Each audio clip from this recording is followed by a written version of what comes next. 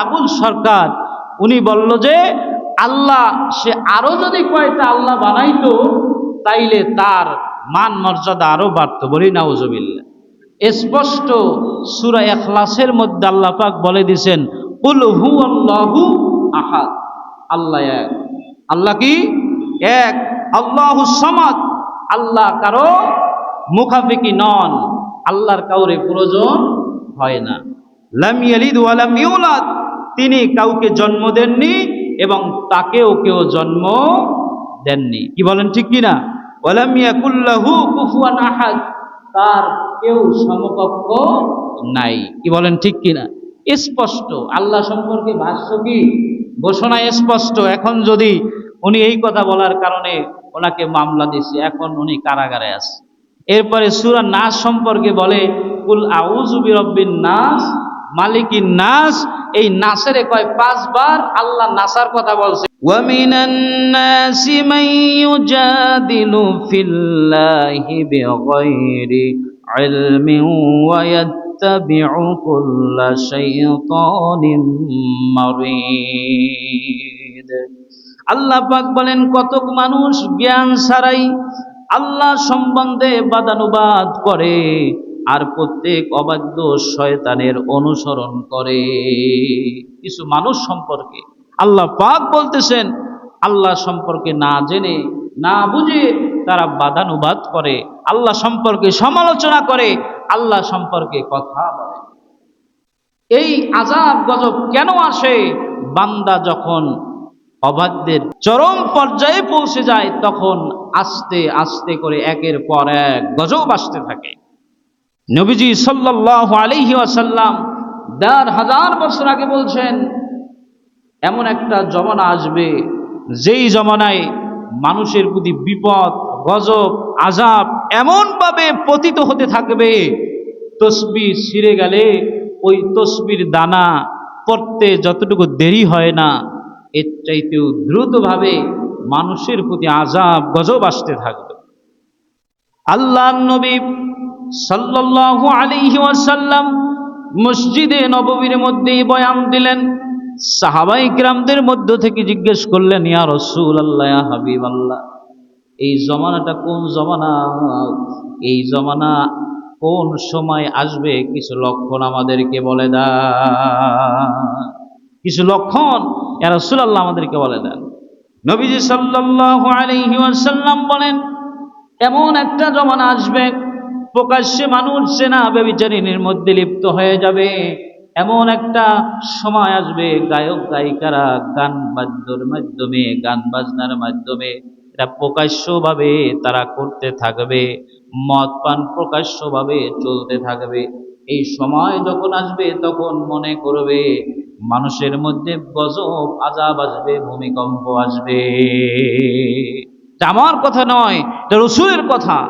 ভাইয়েরা আমার, বন্ধুরা আমার, তাহলে যেই মানুষটি অবাধ্য আছে, অবাধ্য মানুষটা কুতিবা আলাইহি আন্নাহু মান তাওয়াল্লাহু ফাআন্নাহু ইউদিল্লুহু ওয়া ইয়াহদিহি ইলা আযাবিস সাঈর।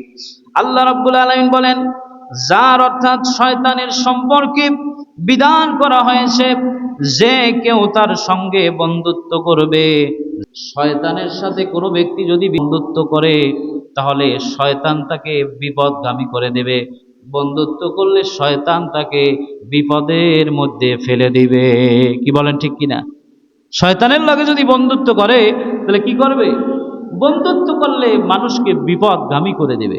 তা আমার কথা না, আল্লাহর কথা। আর বলতেছেন, আর তাকে প্রজ্বলিত অগ্নি, তাকে শাস্তি দেওয়া হবে, শাস্তি দেওয়া হবে জাহান্নামের মধ্যে, ওই ব্যক্তিকে শাস্তি দেওয়া হবে।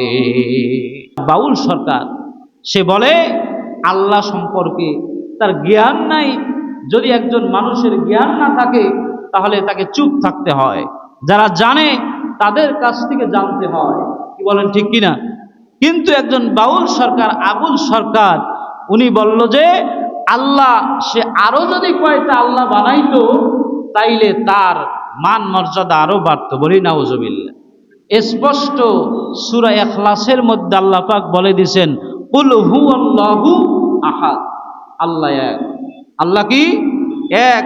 আল্লাহুস সামাদ, আল্লাহ কারো মুখাপেক্ষী নন, আল্লাহর কাউরে প্রয়োজন হয় না। লাম ইয়ালিদ ওয়া লাম ইউলাদ, তিনি কাউকে জন্ম দেননি এবং তাকেও কেউ জন্ম দেননি। কি বলেন ঠিক কিনা? ওয়া লাম ইয়াকুল লাহু কুফুয়ান আহাদ, তার কেউ সমকক্ষ নাই। কি বলেন ঠিক কিনা? স্পষ্ট আল্লাহ সম্পর্কে ভাষ্য কি ঘোষণা স্পষ্ট। এখন যদি উনি এই কথা বলার কারণে ওনাকে মামলা দিছে, এখন উনি কারাগারে আছে। এরপরে সূরা নাস সম্পর্কে বলে কুল আউযু বিরাব্বিন নাস মালিকিন নাস, এই নাসের কয় 5 বার আল্লাহ নাসার কথা বলছে। বলি নাউযুবিল্লাহ।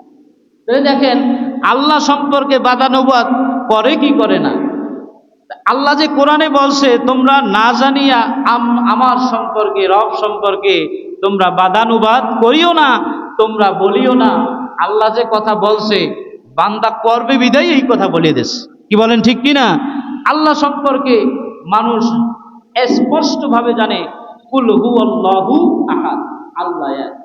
আল্লাহর অদ্বিতীয় কেউ নাই, আল্লাহরে কেউ জন্ম দেয় নাই, আল্লাহও কাউকে জন্ম দেননি, আল্লাহর সমতুল্য কেউ নাই, স্পষ্ট। এখন যদি বলি আল্লাহ বিশ্বাস যেভাবে মানুষদেরকে মুরিদদেরকে খেলাফত দেয়, আল্লাহ যদি ওই রকমের আরো আল্লাহ বানাই যদি খেলাফত দিত তাইলে তার মান মর্যাদা বাড়তো। বলি নাউজুবিল্লাহ।